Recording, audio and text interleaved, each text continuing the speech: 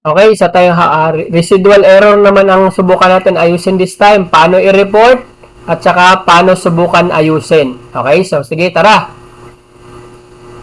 Okay guys, no? So yun na nga, naka-jackpot tayo. Meron tayong nakuha isang residual error. So okay, ganito, subukan muna natin siyang ayusin.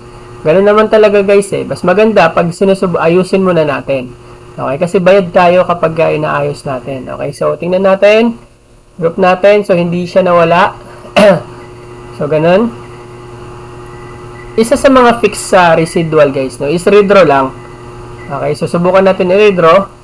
Okay, so this time, guys, ni-redraw ko siya buo, ha.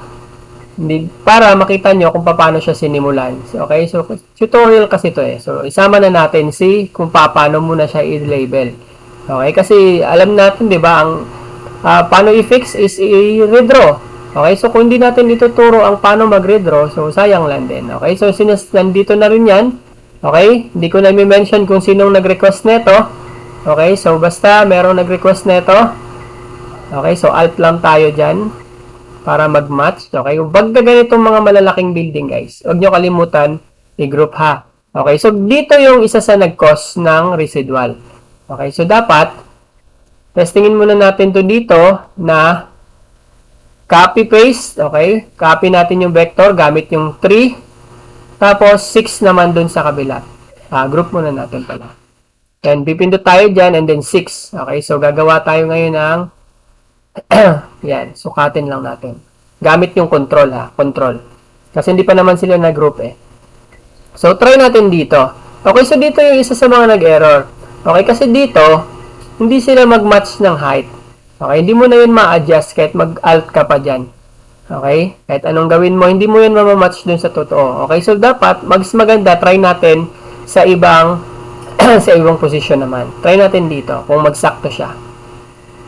Ayun, so nasa baba siya. So, ibig sabihin, kaya yan, kaya. Pwede na yan. Okay, so nasa baba siya ng wall. Okay, so ito, try natin i-group. Subukan natin ngayon i-match sa ibang side kung mawawala si residual. Okay, kadalasan naman talaga guys nawawala. Ayun, nawala si residual, di ba? Kadalasan talaga nakukuha siya sa redraw. Pero pag kung hindi naman, okay, kung hindi lang, halimbawa ito. Try natin. Ito na nagawa natin, no. Try natin yung sa pangalawang video. Meron ako dito eh. So ito. Halimbawa ito. Drawing ko muna to ha. Ayan. So ganyan. Kadalasan sakit ng residual guys sa vector eh, napansin ko. Kasi minsan, nagtatry ako pag sa kabila, halimbawa, nag-drag ka ng vector sa kabila or left.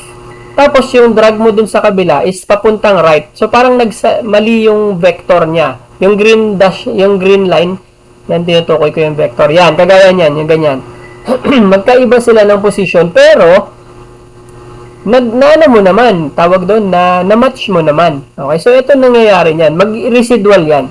Okay, so kahit anong gawin ko dyan, dahil nga tabing yung kay isa doon sa kabila is hindi sila parehas. Okay, so nag-error talaga, nakailan try na rin ako dito. Okay, so lalabas yung residual. Hindi ko na siya pinilit guys, kasi kailangan ko ng example. Okay, kailangan natin ng example. Okay, so kadalasan, yung kanina nagawa natin ng paraan. Okay, so dito, hindi na natin siya pipilitin. Okay, so try lang natin. Sige, mapilit ka talaga. Sige, saglit lang. Pagbigyan mo na siya. Okay, so i-try muna natin. Alam mo naman, gusto nating bayad yung gawa natin, di ba? So dapat pilitin natin. Pero pag hindi talaga kaya guys, sige, ganito. Tuturo ko sa kanyo. Pero hintay lang muna. Hindi pa siya tapos mag-drawing eh. Gusto nyo talaga, gigil na gigil yan sa mga residual guys. Gusto nyo talaga ayusin yan. Okay, gusto ko talaga ayusin yung residual. Kahit na minsan dyan ako natatagalan eh. Okay, kasi pinipilit ko ayusin. Masarap kasi guys, nag-e-enjoy ako pag naayos ko siya. Kagaya ng isang layer kanina. Pinilit ko yan. Pero naisip ko kasi, biglang, nga pala no, meron nga palang nag-request ng residual. Paano daw mag-report? Okay, so since nandun na yung dalawa, okay, gawan ko na rin siya ng content kung paano ayusin at saka paano mo siya i-report kung nag-fail ka mag-ayos. O, diba? Sakto lang. Kaya ito, this time, di ko na ito pipilitin. Kasi para meron akong pang-content sa inyo.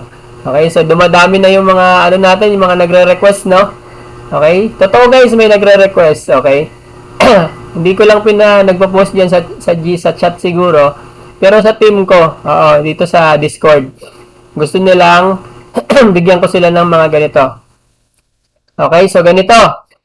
Pag ayaw talaga guys, wag mo na ipilit. Ako lang naman mapilit dyan eh. Sinabi ng wag na yan, dumami na tuloy, dalawa na yung residual mo. Wag ka kasing makulit. Pag ayaw, ayaw na. Sayang oras mo kanina ka pa dyan oh. Uy, tama na yan, ipasa mo na yan. Guys, subscribe ha, wag kalimutan. Subscribe, like, follow, share, kung ano man yan pwede nyong i-contribute dyan. Kung magbigay kayo ng pangkain, tatanggapin natin Gcash yan. Okay, so ganito na, re-report ko na guys. Click nyo lang yung task 0, yung sa taas. Nakikita nyo yan. Ayan, yung may pindot. Tingin sa taas. Right click and then report this task. Ganun lang kadali. Okay, right click nyo lang. Ayan, nakikita nyo. Multi-view, yung may task 0, report this task. Tapos, yun na yun guys. Ganun lang kabilis. Okay, so kita-kits tayo sa mga susunod natin ng mga video.